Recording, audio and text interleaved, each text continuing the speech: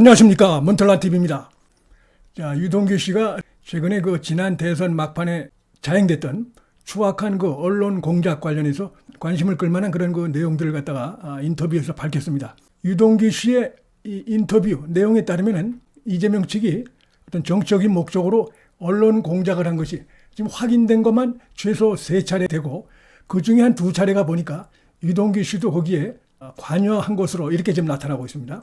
첫째는 지난 대선 막판에서의 그 신앙님, 그 다음에 김만배 등이 저지른 그 언론 인터뷰, 그 다음에 이재명이 성남시장 재선에 나갈 때 그때 또 정진상 등으로부터 그런 요청을 받고 유동규, 김만배 등이 역시 이제 관여돼 가지고 YTN에 대해서 언론 공작을 했던 그런 것이 있고, 자, 그 다음에 또 하나, 2021년도 대장동 사건이 이제 언론에 보도가 되고, 정치권에서 특히 민주당 당시 대선 경선에서 이 문제가 크게 불거지고 할 그 즈음에 정진상으로부터 한겨레와 인터뷰하라는 그런 거 요청을 받았다. 그래서 한겨레 기자를 만나러 장소까지 갔다가 정진상으로부터 갑자기 전화를 받았다. 그래서 인터뷰는 성사되지 못했다. 정영학이 검찰에 녹취록을 검찰에 제출했다.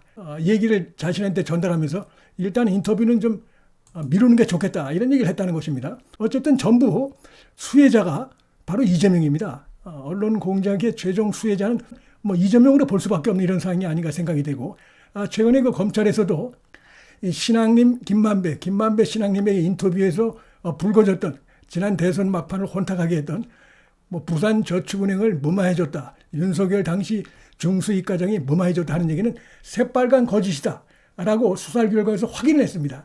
이제 남은 것은 어떻게 해서 이런 추악한 언론 공작이 몇몇 주로 그 좌파 매체들을 통해서 빠르게 지난 대선 막판에 이렇게 퍼져나갈 수 있었는지, 국민을 갖다가 헷갈리게 하는, 선거판을 어지럽히는 이런 일이 조직적으로 그렇게 저질러질 수 있었는지, 그 배우가 누군지 이제 그거를 밝히는 일만 남았다고 봅니다.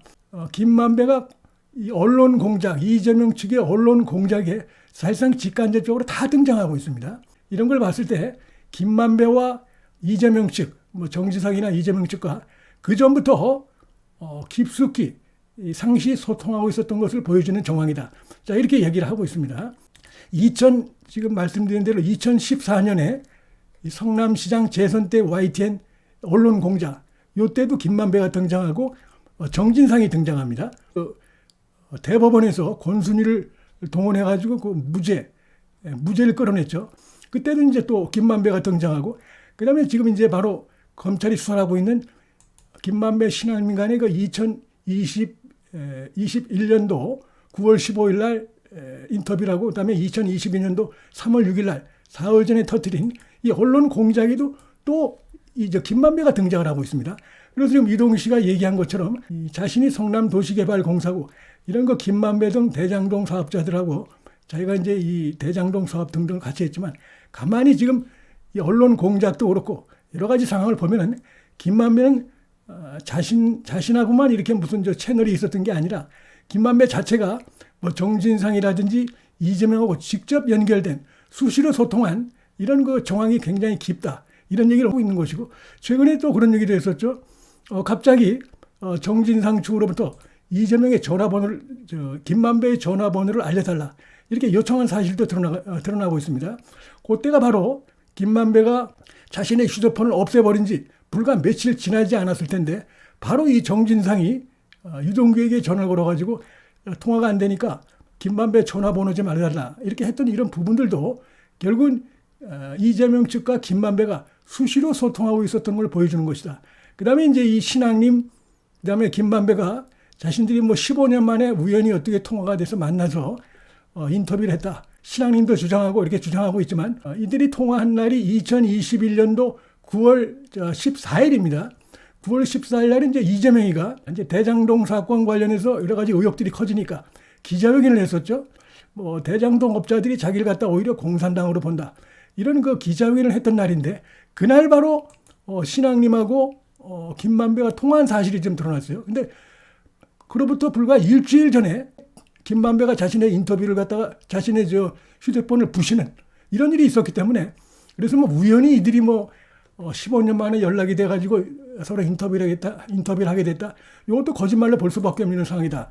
자, 이렇게 말씀을 드릴 수 있을 것 같습니다. 그러면 정진상이 이렇게 깊숙이 직간접적으로 관련된 이런 부분들이 드러나고 있기 때문에 요거는 배우가 이재명의 가능성이 대단히 높다고 볼 수밖에 없는 것이고, 아마 그래서 검찰도 그 부분을 지금 수사하고 있다, 이렇게 볼 수가 있을 것 같습니다. 김만배는 완전히 그때 이재명 편에 서 있었다. 그때나 지금이나 마찬가지인데 법정에서 만났을 때도 자, 입 꽉 다물고 있어라. 이재명이 대통령 되면 우리 3개월이면 나간다. 그러니까 절대 진실을 말하면 안 된다. 감춰라. 이렇게 자신에게 얘기했던 이런 상황이 있다. 이런 것도 지금 얘기를 하고 있습니다.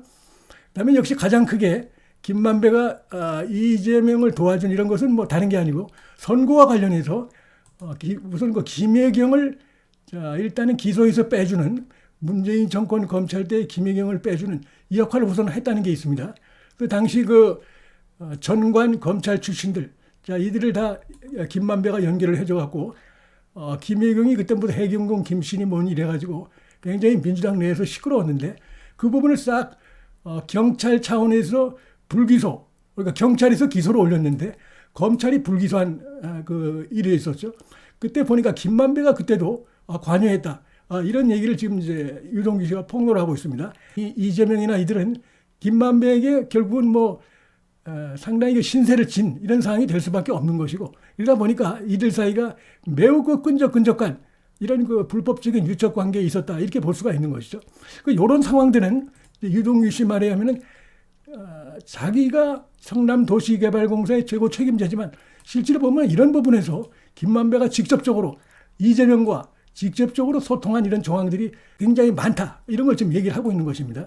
지금 바로 김만배가 재판에서 보이는 행태도 과거에 이런 것들하고 연결이 돼 있다. 자, 그리고 예를 들어서 유동규 씨의 폭로에 하면 아주 구체적입니다. 이재명이 1심, 2심에서 1심에서는 이제 무죄가 나오고 1심에서 무죄가 나오고 2심에서 이제 유죄가 나왔는데 300만 원이 공직선거법 위반으로. 근데 다시 이제 대법원에 올라갔는데 이때 상황을 유동규 씨가 전하고 있는데 아주 구체적입니다. 자, 1심 판사는 내가 그 친한 사람에게 1심 판사 이재명 공직선거법 그 사건 1심 판사에게, 판사와 친한 사람에게 사업자금을 자기가 밀어줬다는 겁니다.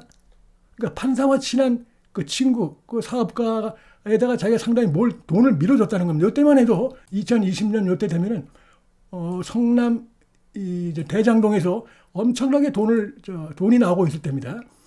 이미 2018년도, 2019년부터 분양 수익 이런 것들이 마구막 들어올 때입니다. 이 대장동 업자들에게 돈이 주체할 수 없이 들어온 요때라고 볼 수가 있겠습니다.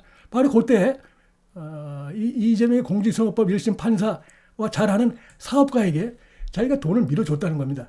그래서 무죄가 나왔다라고 유동규가 폭로를 하고 있고, 근데 2심에 대해서 이 김만배가 하는 말이 그 판사는 CR도 안 먹히는 사람이더라고 했는데 진짜로 졌어요. 이재명이. 그래서 그때 300만 원이 나왔습니다. 그러니까 이 결론이 나오기 전에 김만배가 했던 발언들 그대로 1심, 2심이 이렇게 결론이 나왔다는 것입니다. 그래서 상당히 이때부터 이재명과 김만배가 굉장히 유착관계다, 이런 걸 보여줄 수 있고, 그래서 난리가 났는데 그래서 경기지사를 다시 뽑는 거 아니냐, 보궐선거 얘기 나오고 했는데, 그러나 결국은 오히려 나중에 김만배가 하는 얘기가 그러나 대법원 오히려 해볼 만하다, 대법원 판결은 재판을 해볼 만하다, 이렇게 또 얘기를 했다는 겁니다. 그러면서 아주 자세하게 얘기를 하는 게, 소부에서는 결정하기 쉽지 않아 분명 전원합의체로 가게 될 것이다. 근데 실제로 전원합의체로 갔어요. 그러니까 이것도 참 대단하다, 이런 생각이 드는데, 이게 과연 김만배가 법조 기자를 오래 했다고 해서만 알 수 있는 것인가? 그것만 가지고는 이게 설명이 안 되는 것이고, 결국 김만배가 권순일과 유착한 부분이 드러나고, 그다음에 자신의 화천대유에 고문을 해가지고 엄청난 연봉을 주고 이런 것들이 있기 때문에 결국은 돈으로 대법관들을 갖다가 좀 매수한 게 아닌가. 실제로 공직선거법 1심 재판 때는 1심 판사도 매수했다는 식으로 자기한테 김만배가 얘기를 했다는 것입니다. 결국 이제 전원합의체로 갔는데 숫자를 계산해 보니, 대법관 숫자를 계산해 보니 문재인이 들여보낸 대법관이 한 명 있는데 그쪽이 이재명을 지지해 주면 문제가 없는데, 당시 친문 쪽에서는 이재명하고 사이가 안 좋아서 불안했다. 그러면 지는 것이다. 그래서 한 명을 더 끌어와야 했는데 그것이 바로 권순일이었다. 권순일이 아니면 졌다라고 하면서 결국 대법원 판결이 이제 무죄로 나왔는데 이게 결국 보니까 김만배가 다 작업을 했다 하는 것이고 결론 나오기 전에 이미 김만배가 이렇게 얘기를 했다는 것입니다. 그대로 이렇게 되다 보니까 뭐 이재명 측에서는 뭐 한마디로 얘기해서 김만배가 해달라는 대로 다 해주는 것이죠. 그냥 모든 거를. 바로 이런 것들하고 대장동의 부패, 불법 비리 다 연결이 돼 있다고 볼 수가 있겠죠. 뭐 그렇게 해주는 대신에 자기는 이제 대장동에서 엄청나게 돈을 벌어들인 것입니다. 그래서 거기에 뭐 이런 인물들, 유동규도 어떻게 보면 증언자라고 볼 수 있고 목격자라고도 볼 수 있고 이런 전반적인 상황을 보면서 추악한 이런 공작들, 그 다음에 대장동 사업에 대한 이런 거 이재명 측에서의 그 봐주기, 엄청나게 봐주기 이런 것이 상당히 연관이 되어 있는 부분이다. 이런 것이 그 유동규의 인터뷰에서 다시 한번 확인되는 이런 상황이다. 자, 이렇게 말씀을 드릴 수 있을 것 같습니다.